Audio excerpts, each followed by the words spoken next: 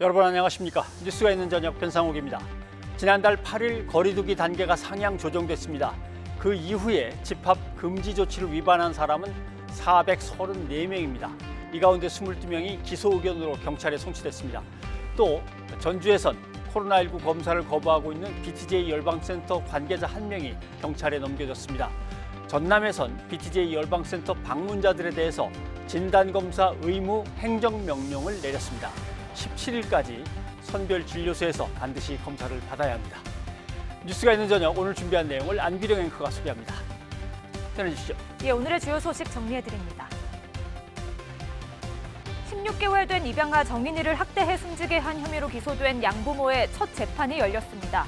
애초 학대치사 혐의만 적용했던 검찰은 논란이 커지자 뒤늦게 살인 혐의를 추가했습니다. 법원 밖에 모인 시민들은 엄벌을 촉구했습니다.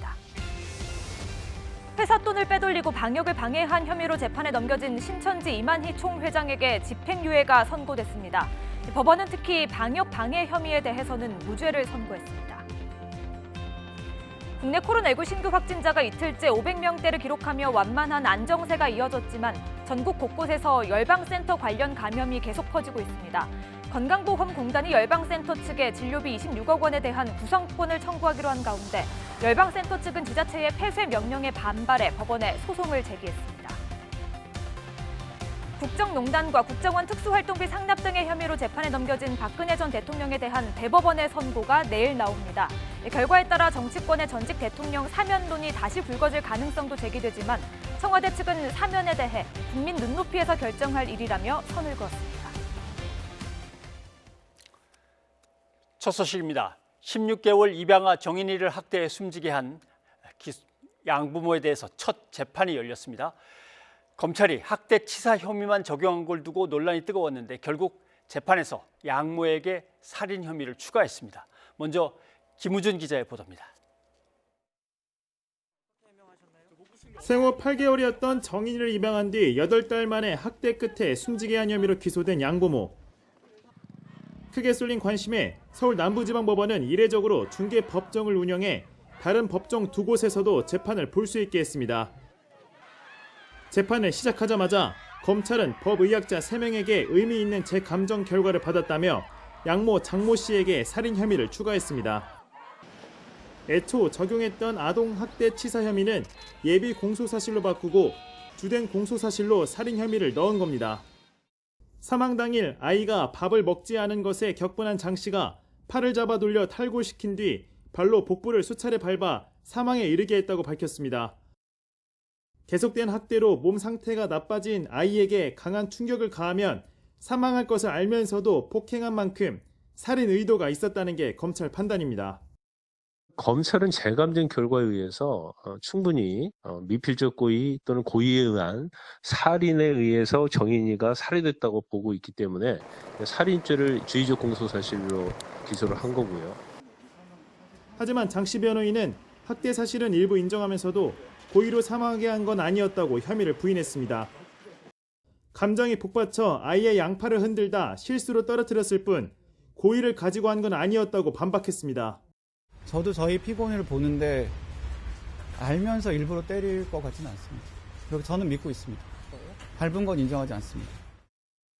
연녹색 수의 차림으로 재판장에 등장한 장 씨는 재판 내내 머리로 얼굴을 가린 채 땅바닥만 바라봤습니다. 일찌감치 법정에 나온 양부 안 씨도 나란히 앉아 고개를 숙인 채 재판 중간중간 눈물을 훔치기도 했습니다. 국민 여러분이 분노하는 이유도 저도 공감하고 저희도 마찬가지인데 그래도 사실을 밝혀야 되는 게 저희 입장이고. 양부모에 대한 속행 공판은 다음 달 17일로 잡혔습니다. 앞으로 열릴 재판에서는 정인이의 사인을 검증한 법의학자와 이웃 주민 등이 증인으로 출석할 예정입니다. YTN 김우준입니다. 정인이 사건의 첫 재판이 열린 법원 앞엔 많은 시민이 몰려와 우리가 정인이 부모라고 외치며 양부모에 대한 엄벌을 촉구했습니다. 또 재판이 끝난 뒤 양모 장 씨가 탄 호송차를 가로막으며 거세게 항의하기도 했습니다. 엄윤주 기자의 보도입니다. 정인이 사건에 대한 첫 공판이 열린 서울 남부지방법원 앞. 재판 시작 2시간 전부터 법원 밖은 시민단체 회원들로 북적였습니다. 양부모에 대해 살인죄를 적용하고 엄벌하라는 항의 시위를 하기 위해서입니다.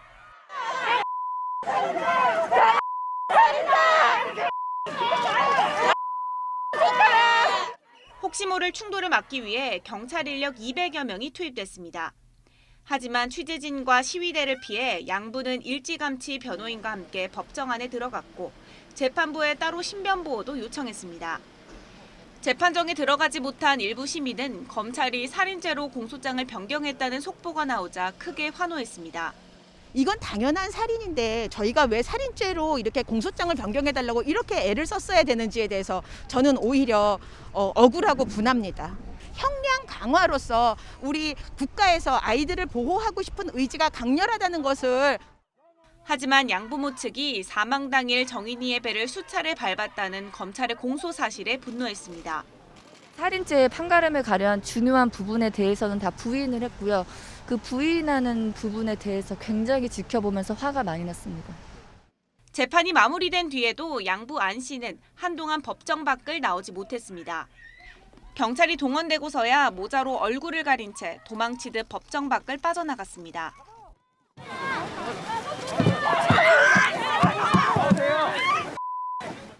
반면 구속 상태로 재판을 받은 양모 장 씨가 탄 호송 차량이 법원 정문을 나서자 이를 막기 위해 한 시민은 바닥에 드러눕는 등 아찔한 상황이 벌어졌습니다.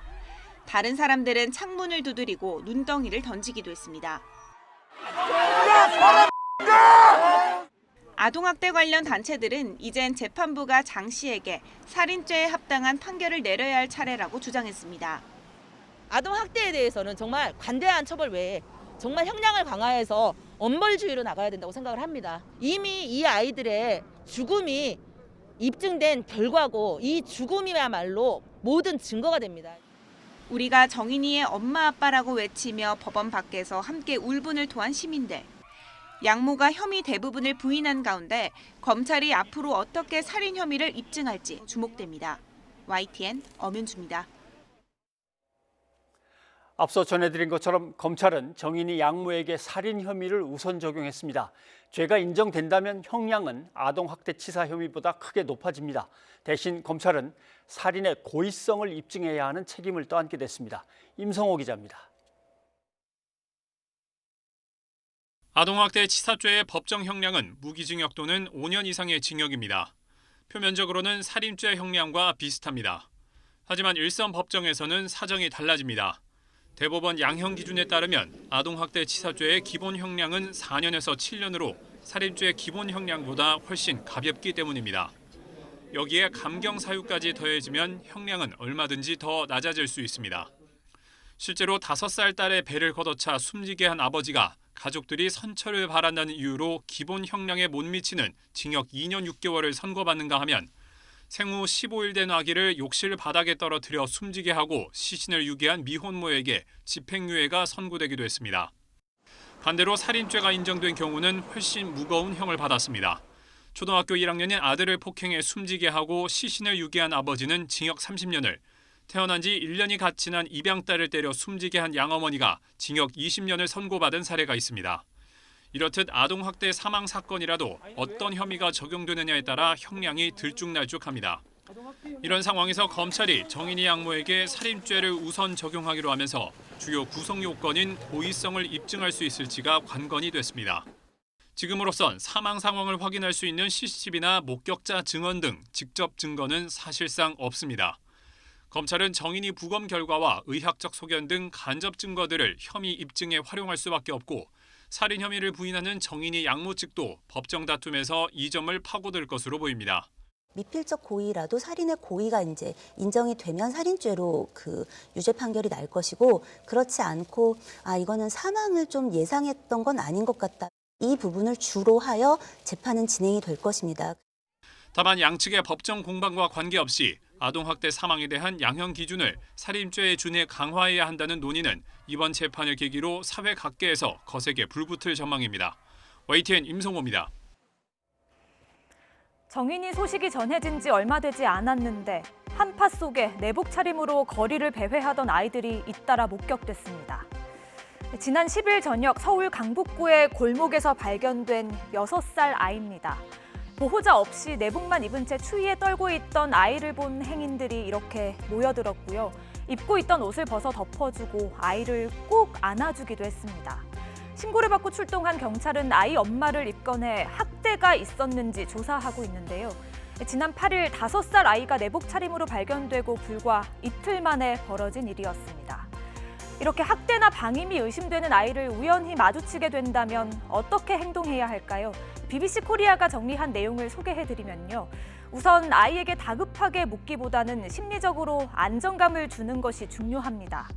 아동 심리 전문가들은 학대 피해 아동들은 자신의 사정을 털어놓는 경우가 거의 없기 때문에 편안한 분위기 조성이 매우 중요하다고 설명합니다. 창녕에서 지난해 6월 부모의 학대를 견디다 못해 탈출한 아이를 발견해 신고한 시민도 이것저것 물어보기보다는 맨발이던 아이에게 자신의 신발을 먼저 신겨줬습니다. 실제로 아이는 처음에 무조건 괜찮다고 답하다가 이후 학대 피해 사실을 털어놨습니다. 그런데 아이와 이야기를 할 때 부모님이 때렸니? 이런 직접적인 질문은 피해야 합니다.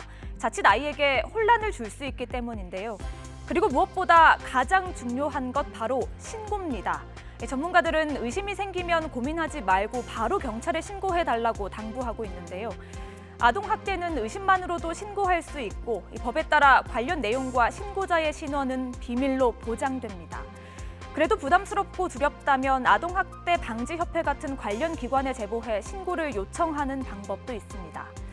더 이상 우리 주변에서 학대로 고통스러워하는 아이들이 없도록 이제는 우리가 실천해야 할 때입니다. 뉴스가 있는 저녁 안규령입니다.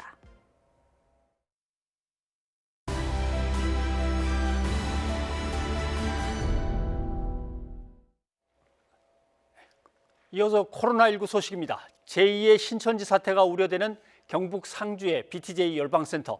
지금까지 검사를 받은 열방센터의 방문자들의 양성률이 일반 검사의 10배가 넘습니다. 그런데 신도 등 2,000명 넘는 사람이 방역에 협조하고 있지 않습니다. 결국 정부가 구상권 카드를 빼들었습니다. 보도에 박홍구 기자입니다.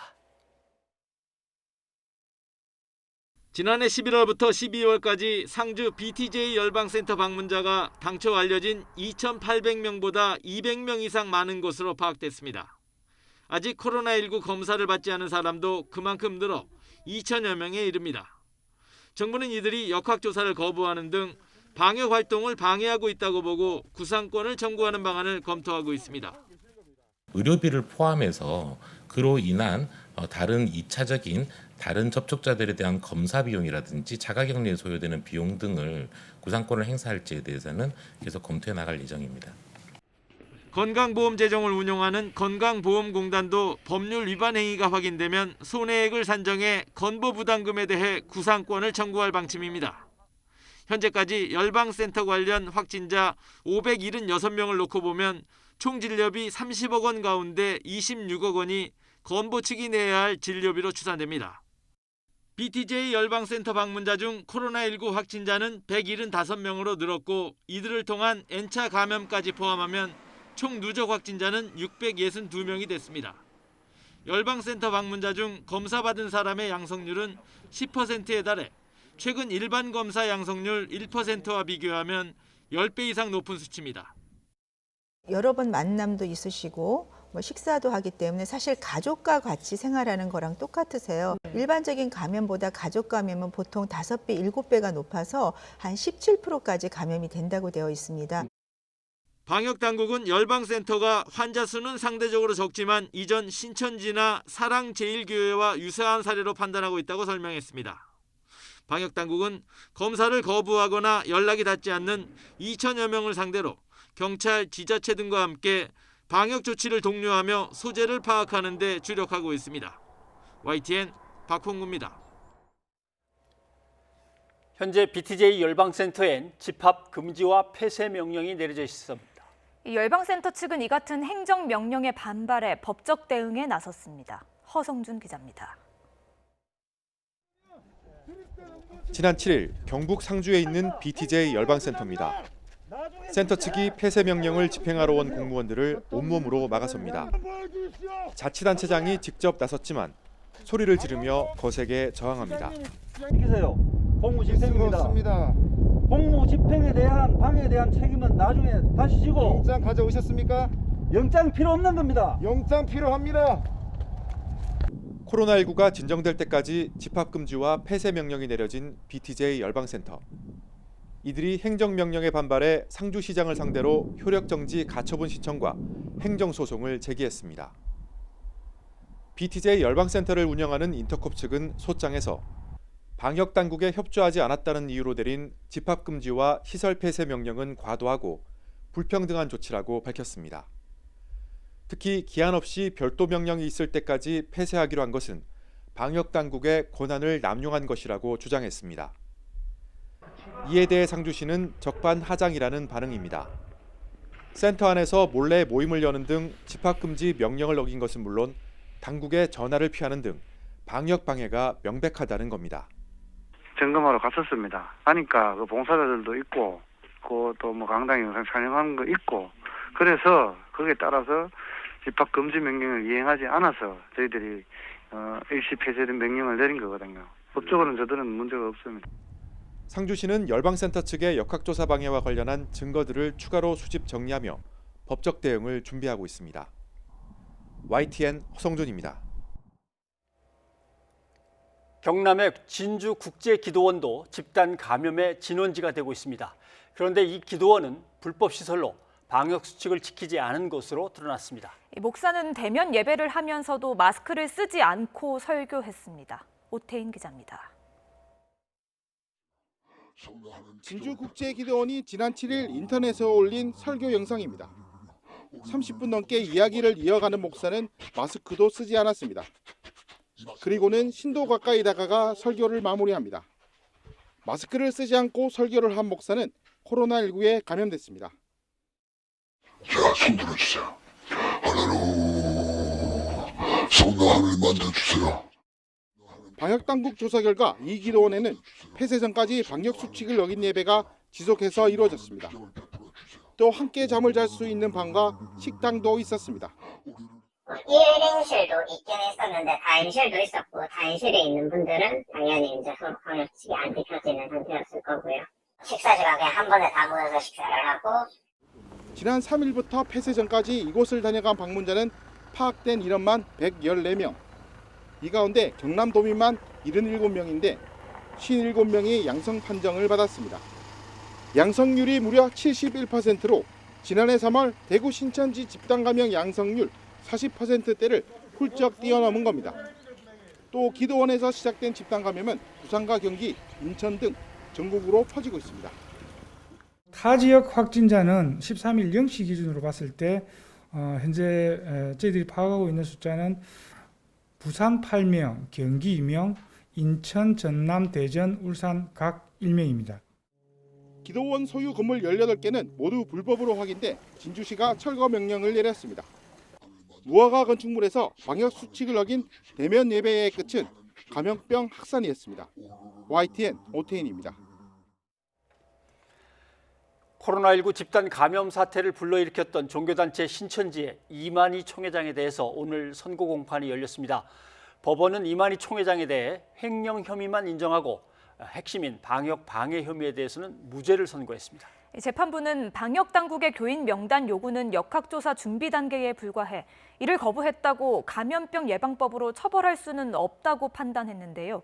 신천지 피해자들은 거세게 반발했습니다. 김다연 기자입니다. 정부의 방역 활동을 방해한 혐의 등으로 재판에 넘겨진 신천지 이만희 총회장이 실형을 피했습니다. 이 총회장은 지난해 2월 신천지 대구교회를 중심으로 코로나19가 창궐했을 때 교인 명단과 집회 장소 등을 축소해 보고한 혐의 등으로 기소됐습니다. 교회 자금을 횡령하고 지자체 승인 없이 공공시설에서 종교 행사를 연 혐의도 함께 적용됐습니다. 하지만 재판부는 애초 교인 명단 제출 자체가 감염병 예방법상 역학조사로 볼 수 없다고 판단했습니다.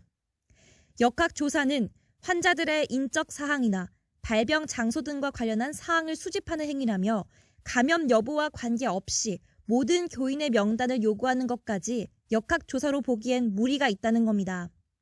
개인 거주 목적에 가까운 평화의 궁전을 새로 짓는데 신천지 자금 수십억을 끌어온 점 등은 유죄로 봤습니다. 재판부는 50억 원 넘는 큰 돈을 가로챘는데도 이 총회장이 반성하지 않고 있고 죄책이 가볍지 않은 점을 고려했다며 징역 3년에 집행유예 4년을 선고했습니다. 재판이 끝난 뒤 신천지 측은 무죄를 선고한 재판부의 판단을 환영한다고 했지만 이 총회장을 검찰에 고발했던 신천지 피해자 연대는 이해할 수 없는 판결이라며 분통을 터뜨렸습니다. 저희 신천지 피해 가족들은 일말의 희망과 정의의 실현에 기대를 안고 숨을 졸이며 지금까지 사법정의가 종교 삽입범 이만희를 처벌해 줄 것을 기다려왔습니다. 앞서 검찰은 코로나19 발생 초기 신천지 측의 위법 행위로 많은 국민이 위험에 노출됐다며 징역 5년을 구형했습니다. 검찰은 판결문을 검토한 뒤 항소 여부를 결정하겠다고 밝힌 가운데 이 총회장 측이 항소 의지를 보이면서 2심 재판은 불가피할 걸로 전망됩니다. YTN 김다연입니다. 그러면 종교 관련 미디어 운영자인 조미든 목사를 연결해 BTJ 열방센터가 어떤 곳이고 왜 감염 확산의 진원지가 되고 있는지 더 살펴보도록 하겠습니다. 목사님 나와 계시죠? 안녕하십니까? 네, 안녕하세요. 반갑습니다. 네, BTJ 열방센터 인터콥이라고 하는 단체가 운영하는 훈련센터다 이렇게 알려져 있습니다. 그러면 인터콥은 어떤 단체고 또 일반 교회하고는 어떻게 다른지, 집단 감염은 왜 발생하게 되는지 좀 배경도 좀 궁금합니다. 네, 인터콥은 이미 많이 알려진 대로 선교 단체이고요. 교회와는 구별된 단체 혹은 기관으로 이해를 좀 하셔야 될 것 같아요. 각 교회에 소속되어 있는 분들 중에 인터콥에 모여서 선교를 나가기 위해서 훈련 혹은 선교에 대해 이해하기 위해서 훈련을 받는 곳이거든요.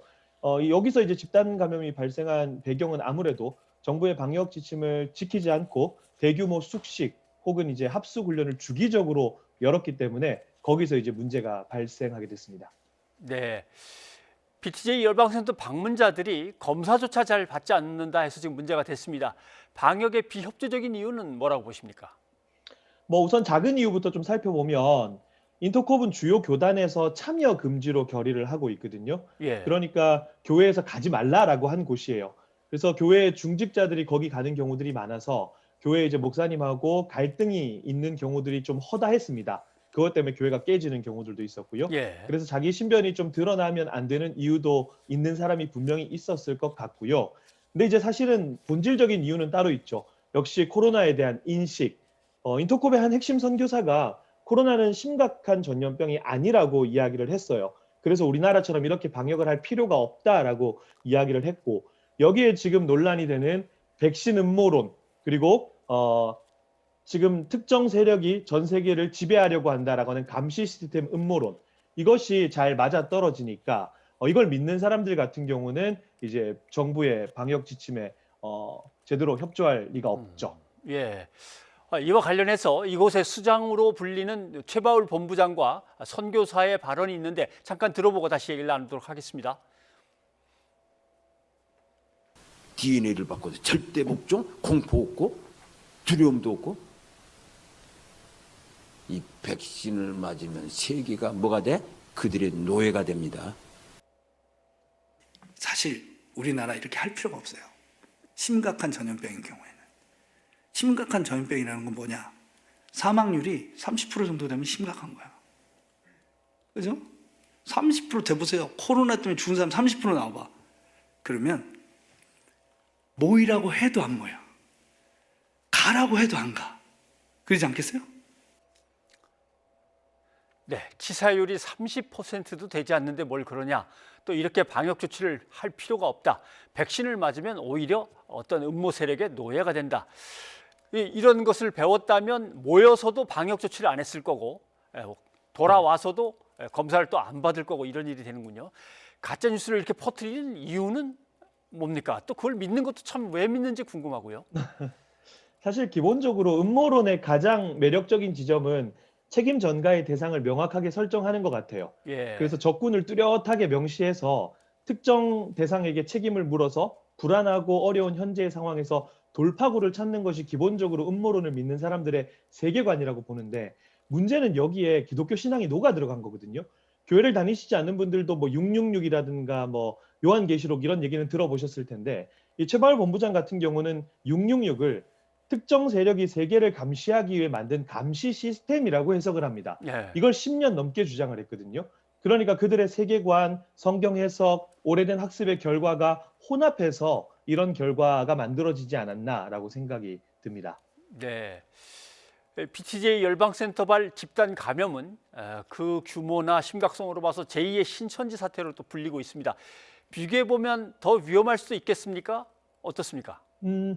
신천지 때랑은 양상이 조금 달라요. 예. 왜냐하면 신천지는 자신들을 지키고 자기 자신이 신변이 노출되는 걸 극도로 꺼려했으니까, 그리고 자기 단체들을 지키기 위해서 방역에 제대로 협조를 하지 않았다면, 인터콥은 지금 자신들을 감시하고 노예로 만들려고 하는 사람들의 대항 차원이거든요. 예. 그러니까 열방센터 감염고리를 찾아낸 그 광주광역시 측이 처음 찾아냈는데, 그분이 이제 인터뷰를 하시는 걸 들어보니까 신천지당은 좀 다르다라고 말씀을 하시더라고요. 그 이유가 뭘까 생각했을 때 아까 방금 말씀드린 것처럼 코로나를 바라보는 신천지와 인터콥의 인식 자체가 좀 다르기 때문에 오히려 인터콥은 이걸 대항의 차원으로 이해하고 있고 신앙의 차원으로 이해하고 있어서 조금 더 위험하지 않을까라는 생각들을 가지고 있습니다. 네. 말씀하신 대로라면 양상으로 보면 오히려 강하게 거부하고 반발했던 전광훈 목사 때와 좀 비슷한 것 같습니다. 예. 네, 그렇습니다. 네. 방역 당국은 이들이 방역 활동을 방해했다고 보고 구상권을 청구하는 방안을 검토하고 있다고 합니다. 하지만 열방센터 측은 지자체의 집합 금지와 폐쇄 명령에 반발해서 오히려 가처분 신청 또 행정 소송을 제기했는데 이건 어떻게 보십니까? 뭐 다들 비슷한 생각하실 것 같아요. 적반하장인 거죠. 상주시는 그래서 이제 법적으로 대응하겠다라고 이야기를 했고, 저는 그렇게 생각해요. 결국 인터콥의 세계관을 재확인한 것이다. 예. 정부에 대한 불신, 코로나에 대한 불신, 백신에 대한 불신. 그러니까 이렇게 역학조사하고 이런 과정이 결국 자기들을 지배하려고 하는 하나의 단계로 나가는 과정이니까 당연히 여기에는 이제 협조를 할 수 없고 오히려 더 강경하게 대응을 해야 되는 거죠. 이 사람들의 세계관이 그렇다라는 것을 다시 한번 확인하게 된 것 같습니다. 네. 일단 BTJ 열방센터나 또 인터콥 관련해서 모임에 참석하셨던 분들은 아마 기관 쪽에서도 빨리 감염과 관련해서 검사를 받으라고 하니까 좀 받아주셨으면 좋겠고, 또 열방센터나 인터콥 관련해서 관계자들께서는 혹시 하시고 싶은 말씀 있으면 연락 주시면 저희가 방송은 항상 열어놓고 기다리고 있겠습니다. 조민수 목사님 고맙습니다. 네, 감사합니다. 국내 코로나19 신규 확진자가 이틀째 500명대를 기록하며 완만한 안정세가 이어졌지만 우려는 여전한 상황입니다. 현행 거리두기 시한이 오는 17일로 다가온 가운데 방역 당국의 고민도 깊어지고 있습니다. 박경석 기자입니다. 코로나19 신규 확진자는 562명으로 전날보다 소폭 늘었지만 이틀째 500명대를 유지했습니다. 최근 일주일만 놓고 보면 하루 평균 628명의 확진자가 나왔습니다. 거리두기 단계 조정의 핵심 지표인 지역 발생 확진자만 놓고 보면 일평균 593명 수준까지 내려갔습니다. 검사 건수 대비 확진자 수 비율을 뜻하는 양성률도 이틀 연속 1% 아래를 유지했습니다. 유행의 재확산 등에 대비하여 하루에 1000명 이상의 환자가 발생하여도 큰 무리 없이 대응할 수 있는 체계를 유지하고 있는 중입니다. 하지만 누적 확진자는 지난해 1월 20일 첫 확진 사례 확인 이후 359일 만에 7만 명을 넘어섰습니다. 사회적 거리두기 시한인 17일까지 확진자 수를 크게 줄여야 하지만 상황은 녹록치 않습니다. 확진자 감소 속도가 생각보다 느리고 병원과 요양시설 등에서도 새로운 집단 감염이 계속 발생하고 있기 때문입니다. 정부가 헬스장과 노래방, 학원 등의 집합금지 조치 완화를 검토하는 데 대한 우려도 여전합니다. 고위험시설에 대해서 완화를 시키게 되면 다시 또 환자가 급증할 가능성은 상당히 높다, 이렇게는 보고 있고, 굳이 완화를 하게 되면 이 부분에 대해서 특별한 관리가 굉장히 필요할 거다. 정부는 이 같은 여러 방역 위험 요인 등을 종합적으로 고려한 사회적 거리두기 조정안을 이번 토요일 발표할 예정입니다. YTN 박경석입니다.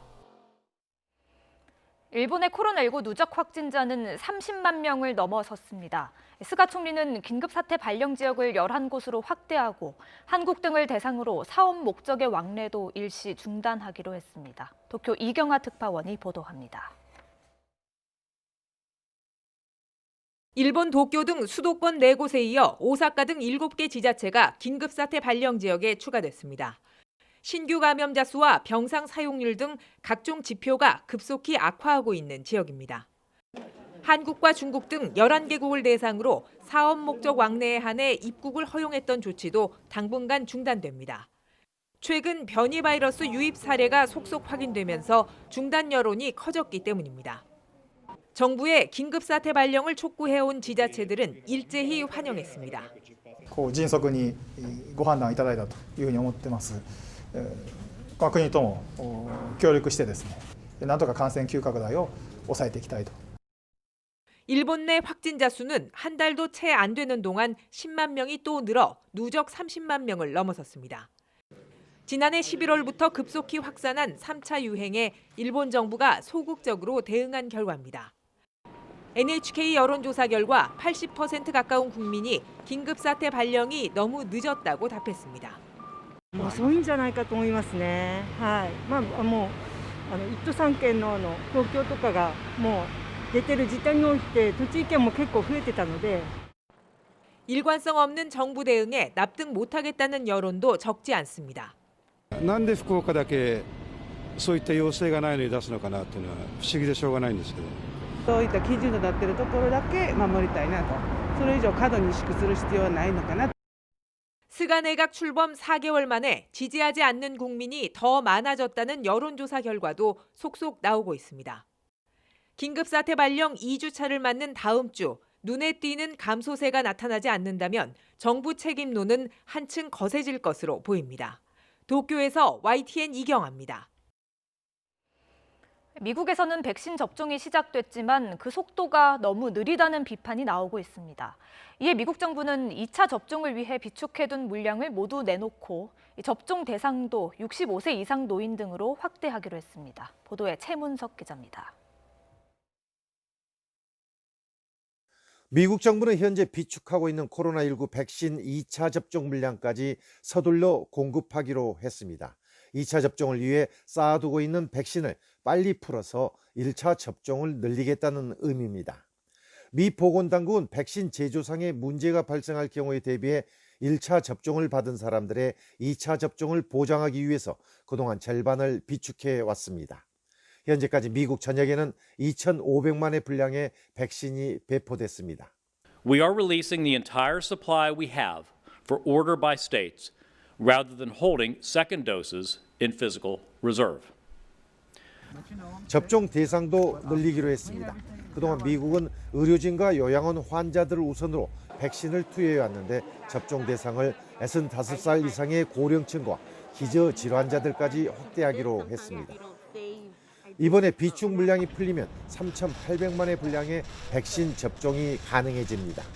We are telling states they should open vaccinations to all people over age 65 and over, and all people under age 65 with a comorbidity with some form of medical documentation as defined by governors.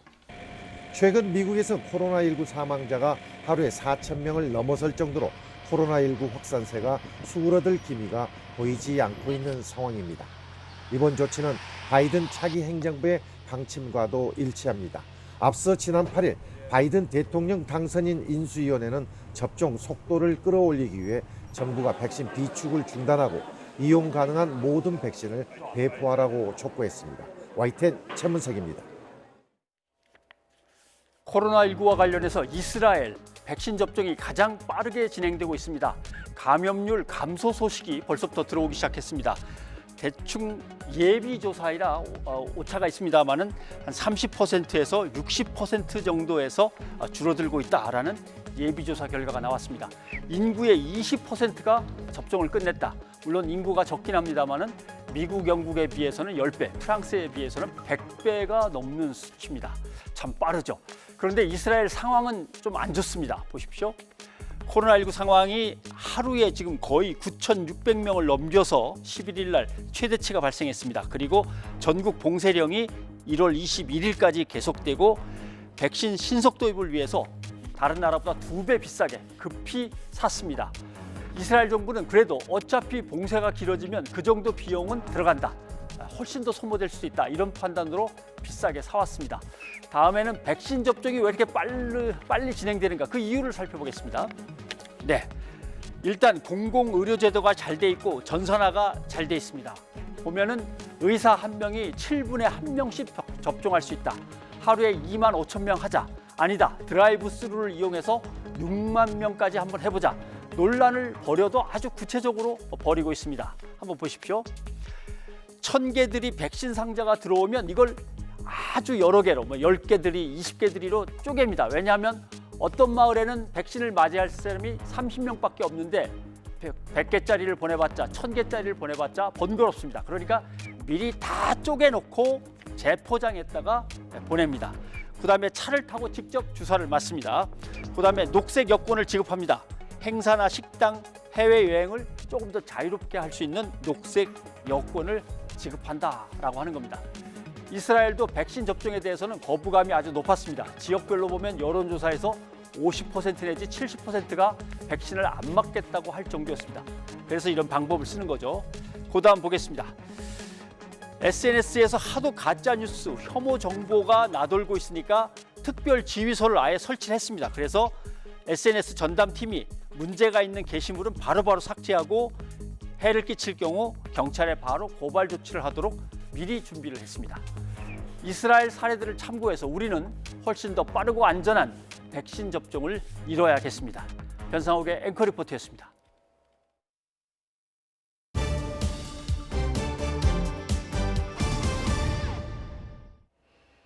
박근혜 전 대통령에 대한 대법원의 선고가 내일 나옵니다. 파기환송심 판결이 그대로 유지되면 앞선 공천 개입 사건의 징역 2년을 더해 모두 징역 22년의 형이 확정됩니다. 강희경 기자입니다. 박근혜 전 대통령의 최종 형량을 결정하게 될 대법원 선고가 내일 내려집니다.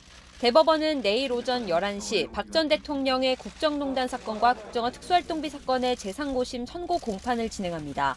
원래 두 사건 재판은 따로 진행돼 왔지만 대법원에서 모두 서울고등법원으로 돌려보낸 이후 파기환송심에서 병합해 심리해왔습니다. 지난해 7월 진행된 파기환송심 선고 공판에서 박 전 대통령은 징역 20년을 선고받았습니다.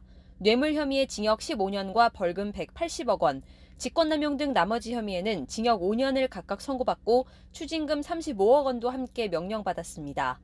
두 사건 모두 대법원 파기환송 취지에 따라 일부 유무죄 판단만 바뀌었습니다.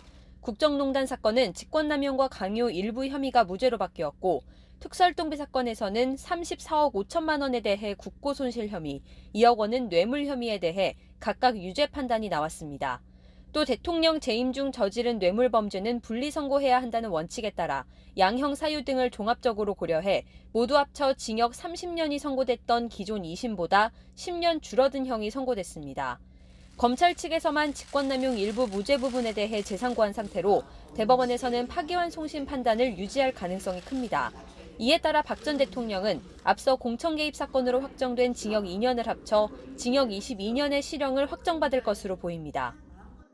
이미 대법원 전원합의체의 판단이 나왔고 파기환송심도 상고심 취지대로 진행된 만큼 박 전 대통령은 이번 대법원 판단을 끝으로 3년 9개월 동안 이어진 법정 다툼을 모두 마무리하게 될 전망입니다. YTN 강희경입니다. 요즘 증권시장에서는 코스피와 더불어 공매도에도 관심이 쏠리고 있습니다. 공매도는 지난해 코로나19 사태로 1년간 증시에서 중단했는데 오는 3월 재개가 추진되고 있습니다. 금융당국은 재개를 확실히 하고 있지만 개인 투자자들과 일부 정치권은 공매도 금지 연장을 촉구하고 있습니다. 박병환 기자입니다. 코스피 지수가 3,000을 돌파해 증시가 강세장을 보이고 있는 가운데 오는 3월 공매도 재개를 둘러싸고 동학개미와 금융당국이 의견 대립을 보이고 있습니다. 공매도란 특정 종목의 주가가 하락할 것으로 예상되면 해당 주식을 보유하고 있지 않은 상태에서 주식을 빌려 매도 주문을 내는 투자 전략입니다. 동학개미들은 외국인과 기관에만 유리한 공매도 금지 연장을 주장하며 청와대에 10만 명 이상이 청원을 올렸습니다. 동학개미들은 기관과 외국인의 무차입 공매도에 대한 금융당국의 처벌이 약해 개인 투자자들이 피해를 보는 만큼 무차입 공매도에 대한 처벌 강화를 주장하고 있습니다.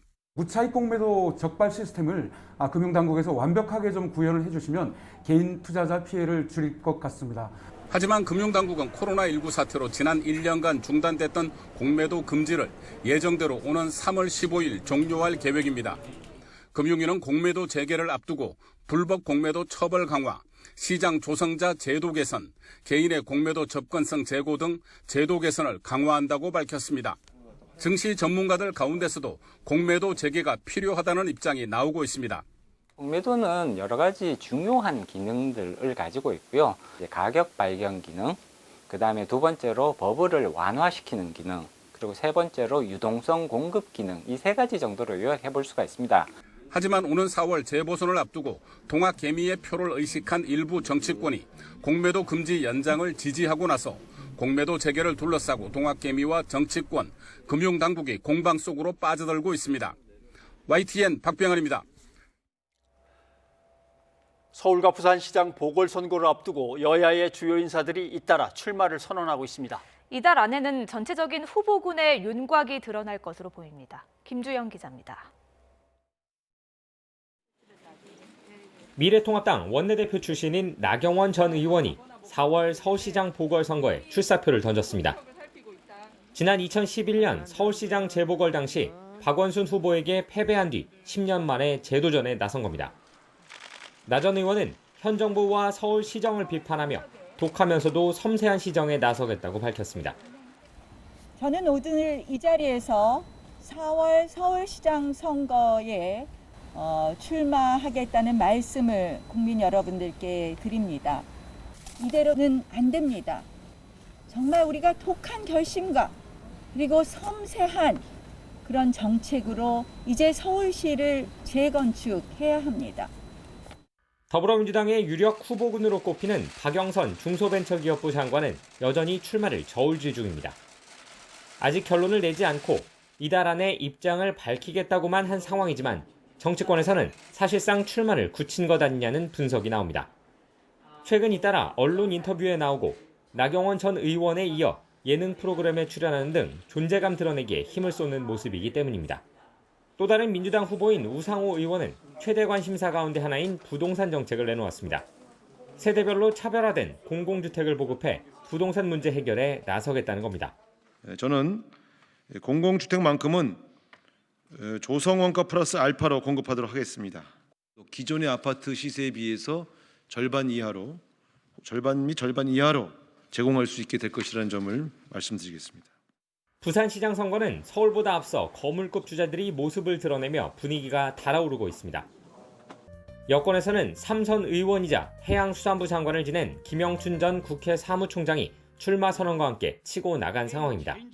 국민의힘에서는 박형준 예비후보가 여론조사에서 앞서 나가는 모습이고 재선 의원 출신 이현주 후보도 잇따라 공약을 제시하며 표심 잡기에 나섰습니다. 이처럼 선거 분위기가 점차 고조되는 가운데 이달 안에는 여야 모두 후보군의 구체적 윤곽이 드러날 것으로 보입니다. YTN 김주영입니다. 그러면 점점 달아오르고 있는 보궐선거 내용을 최영일 시사평론가와 함께 살펴보도록 하겠습니다. 어서 오십시오. 안녕하세요. 예. 자, 나경원 전 의원 네. 가족 생활을 소개하는 이제 종편 예능 프로그램에 맞습니다. 출연하기도 했습니다만은 서울시 대권 도전에 나선다.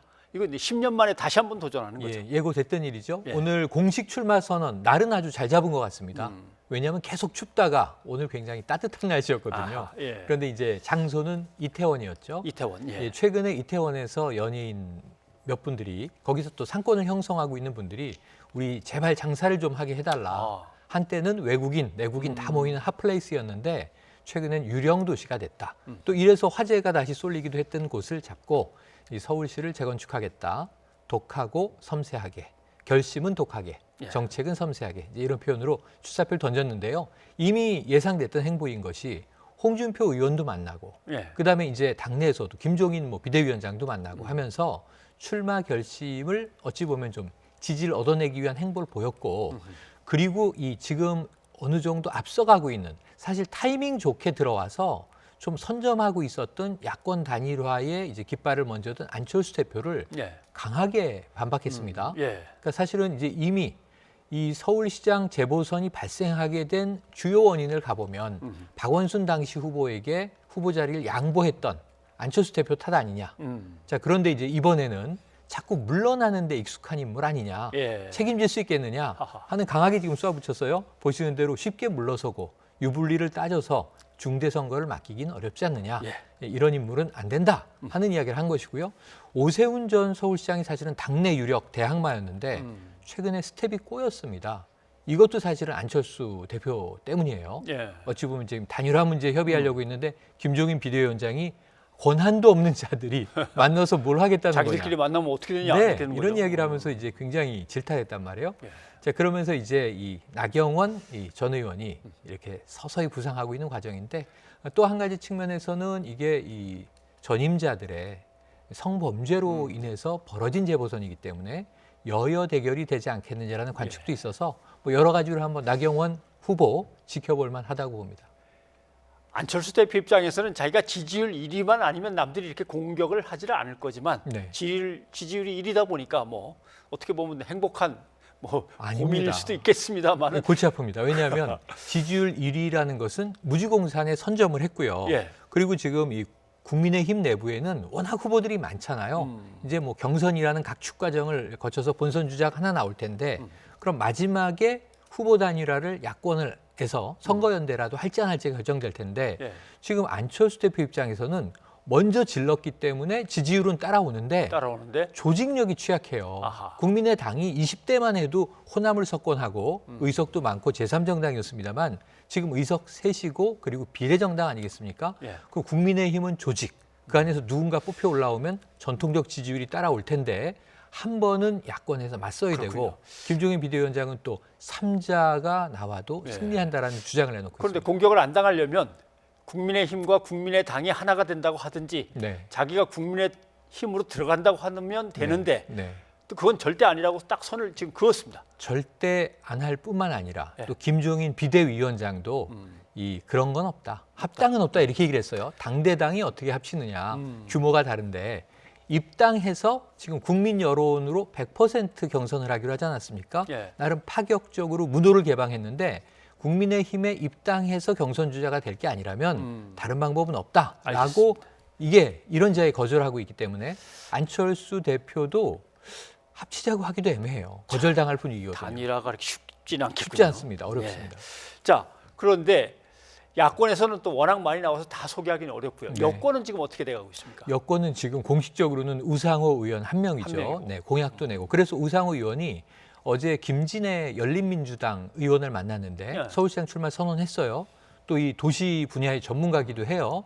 근데 둘이 약속을 한 건 뭐냐면 우상호 의원이 내가 이 더불어민주당의 본선 주자가 된다면 예. 김진애 후보와 한번 단일화를 거치겠다. 아. 범여권 단일화. 예. 지금 우상호 의원이 인지도가 가장 낮고 여권 주자 중에 먼저 선언했지만 지지율이 안 나고 있기 때문에 흥행을 만들어내기 위한 과정이 필요하거든요. 예를 들면 박영선 장관이 나온다 하더라도 양자 대결 이러면 너무 쉽게 게임이 끝날 것 같은 상황이라 뭔가 좀 복잡한 과정을 통해서 본인이 부각되는 과거에 노무현 대통령이 대권 주자가 됐던 것 같은 꼴찌에서 1등으로 이런 이벤트를 만들어내야 되는데 이벤트 거리가 너무 없습니다. 그러다 예. 보니까 당외 후보와도 접촉을 하고 있는 상황이죠. 박영선 장관은 어떨 것 같습니까? 네, 나올 것 같이 보이긴 하는데. 반드시 나옵니다. 예. 지금 뭐 안 나오기가 어려워진 흐름이고요. 아까 이제 리포트에 나왔습니다만 나경원 전 의원이 나왔던 그 예능 프로에 예. 한 주의 차를 두고 나왔고요. 그렇죠. 여기서 가족도 공개하고 결국은 이제 국민들과 스킨십을 하기 위한 거거든요. 예능이 효과가 있습니다. 과연 이게 방송국에서 이렇게 편성하는 게 온당하냐 아니냐 하는 논란은 또 있습니다만 예. 효과는 있다고 보고요. 그런데다가 또 뭐 최근 인터뷰에서 당이 어렵기 때문에 고심하고 있다. 사실 이것은 거의 나가는 쪽으로 기울었던 건데 박영선 장관 입장에서는 일찍 뛰어들 필요는 없습니다.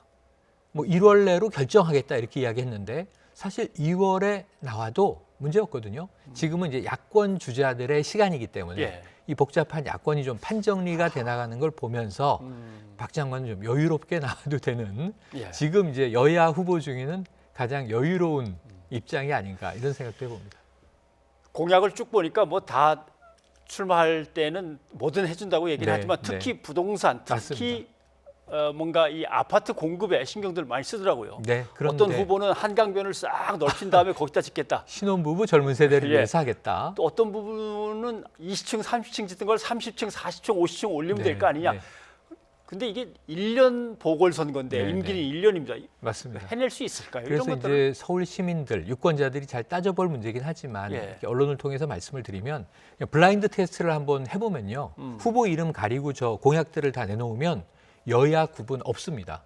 왜냐하면 다 규제 푼다는 거거든요. 규제를 다 푼다. 예, 여당 후보도 규제 푼다는 거고요. 이 층고 이 제한을 없애겠다는 거고요. 지금 이제 변 장관의 이제 부동산 공급 대책도 곧 나오겠지만 예. 일부 규제 풀어서 이 저밀 개발을 도심권 역세권 중심으로 고밀 개발하겠다는 거고, 그리고 뭐 80만 호 공급 얘기까지 있습니다. 우상호 의원 같은 경우는 이제 16만 호 공급 약속했고, 이해운 전 의원이 말씀하신 대로 한강변에 이 신혼 부부들과 젊은 층들을 위한 아파트를 별도로 마련한다. 근데 특징은 세대별로 좀 쿼터제를 두는 게 어떠냐 하는 내용들이 담겨 있고, 지금 오신환 이 전 의원의 경우에 보시면 전매 환매 조건부 반값 아파트를 주겠다. 반값. 이건 사실은 정부안 같은 거예요. 그렇죠. 그러니까 이 환매 조건부라고 하는 것은 공공에서 집을 되팔 때는 나라에 팔고 그 조건으로 시장에 매물을 내놓지 않는다는 조건으로 반값으로 주택을 공급하겠다.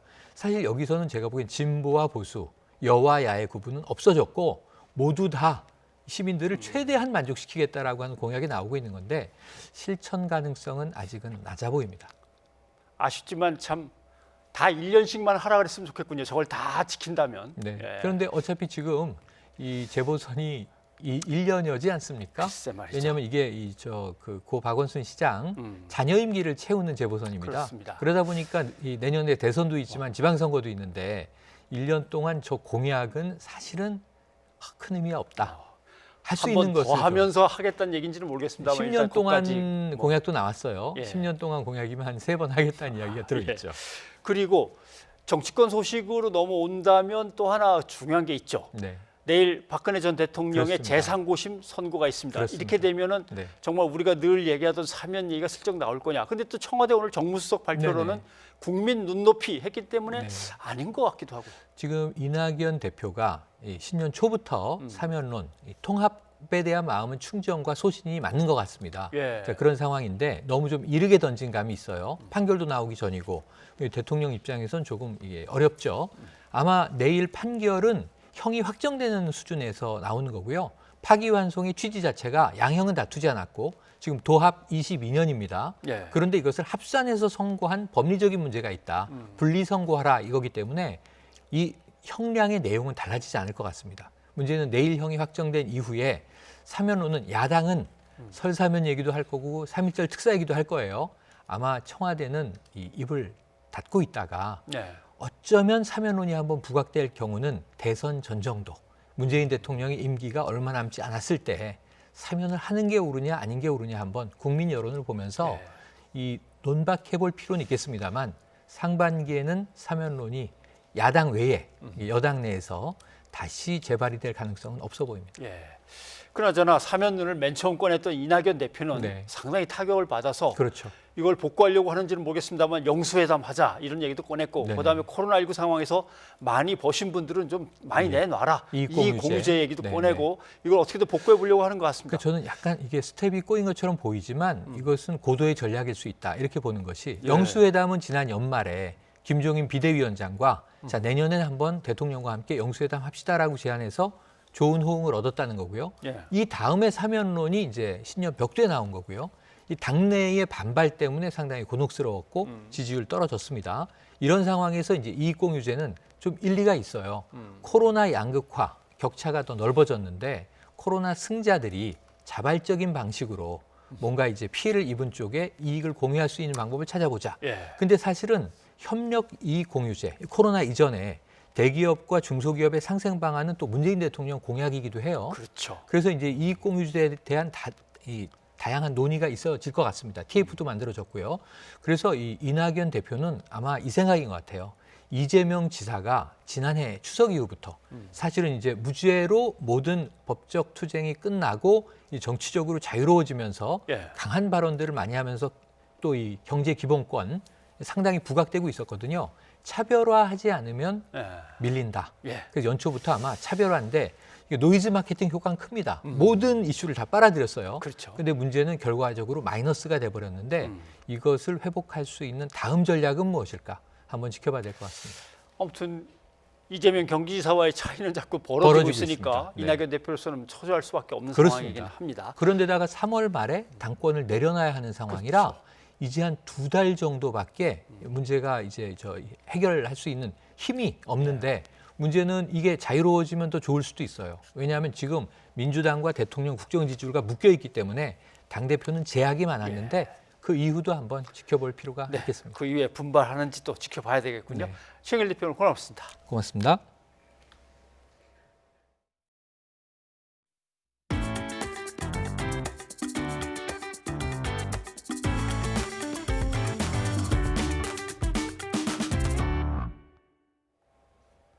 북한이 노동당 8차 대회를 마무리 지었습니다. 김정은 국무위원장은 핵무력 강화 의지를 다시 드러냈습니다. 경제와 관련해서는 실패를 인정하면서도 새로운 정책 노선은 내놓지 못했습니다. 이교준 기자입니다. 김정은 국무위원장은 8차 당대회를 마무리하는 결론에서 핵무력 강화를 통한 군사력 증강을 다시 강조했습니다. 국가 방위력을 질량적으로 더욱 강화하는 것을 주요한 과업으로 틀어주고 나가야 하겠습니다. 핵전쟁 억제력을 보다 강화하면서 최강의 군사력을 키우는 데 모든 것을 다해야 합니다. 김 위원장은 군을 최정예하고 강군화하기 위한 사업에 계속 박차를 가할 것임을 분명히 했습니다. 앞서 김 위원장은 사업 총화 보고에서 핵무력을 11번이나 언급하며 핵 잠수함과 전술핵 등 핵무기 개발 의지를 과시한 바 있습니다. 당대회가 인민들에게 비전과 나름대로 성과를 보여줘야 되는데 핵무력 강화한 국방력 강화에서 나름대로 성과가 있었기 때문에 핵무력 강화를 계속해 가겠다. 그리고 더 발전시키겠다는 것을 강조하고 있는 것이 아닌가. 김정은 집권 10년째 열린 8차 당대회는 역대 두 번째로 긴 8일간 진행됐지만 남북관계 개선의 메시지는 찾기 힘들다는 평가가 많습니다. 경제정책 실패를 인정하면서도 새로운 정책 노선을 내놓지 못한 채 경제난을 자력갱생으로 정면 돌파하겠다는 의지만 천명했습니다. 내부 결속을 위해 김 위원장을 총비서로 추대해 김정은 중심의 유일 영도 체제를 강화했습니다. 모든 당원 동지들이 존엄 높은 조선노동당 총비서의 중책을 맡겨준 데 대하여 나는 최대의 영광으로 받아 안으면서도 송구스러움과 무거운 마음을 금할 수 없습니다. 북한은 8차 당대회에 이어 오는 17일에 최고인민회의를 열어 예산과 입법 인사 등 관련 후속 조치를 서둘러 마무리할 계획입니다. 8차 당대회 이후 바이든 행정부의 행보가 주목되는 가운데 오는 3월 한미연합훈련 여부는 남북관계의 중대 분수령이 될 것으로 보입니다. YTN 이교준입니다. 북한의 김여정 부부장이 우리 군 당국의 북한 열병식 동향 추적을 거칠게 비난하는 담화를 냈습니다. 이번 당 대회에서 직책이 강등됐음에도 이렇게 담화를 내며 존재감을 과시했습니다. 황희애경 기자입니다. 북한의 8차 당대회 개막 당시 김여정은 주석단 둘째 줄 중앙에서 세 번째, 조영원 당 비서와 정경태 국가보위상 사이에 자리했습니다. 그런데 폐막 시에는 둘째 줄이긴 하지만 중앙에서 한참 떨어진 8번째로 옮겨 앉았습니다. 당 대회를 거치며 한층 낮아진 직책을 반영한 겁니다. 당 선전선동부에서 조직 지도부로 옮긴 것으로 추정됐던 김여정 제1부부장은 당 대회 이후 일반 부부장으로 강등됐습니다. 노동당의 핵심인 정치국 후보위원 자리에서도 물러나 138명이나 되는 당 중앙위 위원으로 내려앉았습니다. 그럼에도 불구하고 또다시 개인 명의의 대남 담화를 발표하며 존재감을 과시했습니다. 우리 군 당국이 지난 10일 북한의 열병식 개최 정황을 정밀 추적했다고 발표한 데 대해 해괴한 짓이라며 거칠게 비난하고 나선 겁니다. 댁도 혈통이자 김정은의 동생이라는 배경이 있는 한 위상이나 역할에는 변함이 없을 거라는 분석이 나옵니다. 공식적인 직함의 강등은 그동안 성과 부재에 대한 책임인 거지 김 위원장의 실질적인 역할과 위상은 약화된 게 아니다. 오히려 향후 더 강화될 수 있다 이렇게 볼 수 있습니다. 당 대회를 거치며 직위가 급상승한 조용원 당 비서는 북한 공식 매체에서의 호명 순서에서 2인자인 최룡의 다음을 차지한 데 이어 금수산 참배에서도 김정은 위원장의 바로 오른쪽에 선 모습이 포착됐습니다. 최근 김 위원장을 그림자 수행해온 조용원 당 비서가 공식 권력 서열 3위에 오른 것으로 추정돼 향후 역할과 행보에 관심이 쏠리고 있습니다. YTN 황혜경입니다. 미국 하원이 트럼프 대통령의 직무 박탈을 위해 수정헌법 25조 발동을 부통령에게 요구하는 결의안을 통과시켰습니다. 하지만 펜스 부통령은 거부한다는 뜻을 밝혀 결국 탄핵 표결 절차를 밟게 됐습니다. 이어진 기자입니다. 미국 하원이 마이크 펜스 부통령에게 수정헌법 25조를 발동해 트럼프 대통령을 축출하도록 촉구하는 결의안을 통과시켰습니다. 223대 205, 공화당에서도 찬성표가 나왔습니다. On this vote, the yeas are 223, the nays are 205. The resolution is adopted. 수정헌법 25조는 대통령이 직무를 수행할 수 없다고 판단되면 부통령의 직무 대행을 허용하는 규정으로 부통령과 내각 과반이 찬성해야 발동됩니다. 하지만 펜스 부통령은 펠로시 하원 의장에게 보낸 서한에서 거부 입장을 분명히 했습니다. 이에 따라 트럼프 대통령은 민주당의 예고대로 탄핵 심판대에 오르게 됐습니다. 하원은 민주당이 과반이라 공화당 표가 없더라도 무난히 통과될 것으로 보이지만 공화당 의원 4명이 탄핵에 찬성한다는 입장을 공식화했습니다. It became evident that not only has the president abdicated his duty to protect the American people and the people's house, he invoked and inflamed passions that only gave fuel to the insurrection that we saw here. 특히 공화당 서열 3위이자 딕 체니 전 부통령의 딸로 공화당 내 영향력이 있는 리즈 체니 공화당 의원총회 의장은 트럼프가 폭도들을 소집해 이번 공격에 불을 붙였다고 맹비난했습니다. 백악관도 최소 12명의 공화당 하원 의원이 탄핵안에 찬성할 것으로 예상한다고 워싱턴 포스트가 보도했습니다. 하원 탄핵안 표결에서 공화당 내 무시 못할 규모의 반란표가 나온다면 상원에도 여파를 미쳐 탄핵 가능성이 높아질 수 있다는 전망이 나옵니다. 뉴욕타임스는 미치 매코널 공화당 상원 원내대표가 트럼프를 공화당에서 몰아내는 게 더 쉬워질 거라며 하원의 탄핵 움직임을 기뻐하고 있다고 전했습니다. 공화당 지도부는 이번에는 의원들에게 반대 표결을 강제하지 않기로 해 강력히 반대했던 첫 번째 탄핵 때와는 사뭇 달라진 분위기입니다. 하지만 매코널 대표는 일단 19일 이전에는 의원 소집을 하지 않는다는 방침이어서 트럼프 대통령 임기 내에 탄핵 절차가 완료되기는 어려울 것으로 보입니다. YTN 이여진입니다. 시청취자 여러분의 의견 소개해드립니다. 네, 서울시장 보궐선거와 관련한 여야의 동향 전해드렸는데 2071님이 여야를 떠나서 서울시장 후보는 과거에 법과 약속을 잘 지켰고 능력 있는 사람을 선출해야 합니다 해주셨습니다. 예, 그리고 코로나19 백신 접종이 빠르게 이루어지고 있는 이스라엘 소식에 6365님, 우리나라도 이스라엘처럼 가짜 뉴스는 바로 삭제하고 강하게 처벌했으면 합니다 하셨습니다. 예, 그리고 걱정 많죠. BTJ 열방센터발 집단 감염 그리고 방역의 비협조적이라는 것 전해드렸는데 2813님 BTJ 열방센터발 집단 감염 소식을 들으니까 제2의 신천지 사태에 대한 우려와 걱정이 됩니다 하셨습니다. 예, 이어서 2071님 열방센터 방문자 가운데 방역에 협조하지 않는 사람들 때문에 국민은 불안하고 또 세금이 줄줄 새서 화가 납니다 하셨습니다. 예, 여기까지 여러분의 의견 소개해드렸습니다. 코로나19 여파로 요즘 집에서 스마트폰을 보는 시간이 늘어나며 목에 통증을 호소하는 사람들이 많습니다. 네, 날도 추워져서 움츠리게 되면 이런 증상들이 더 번지게 되죠. 앉았을 때 또 섰을 때 그리고 수면 자세도 중요합니다. 너무 오래 앉아 계시지 말고 자주 움직이시는 게 좋겠습니다. 저희는 내일 다시 찾아뵙겠습니다. 여러분 안녕히 계십시오.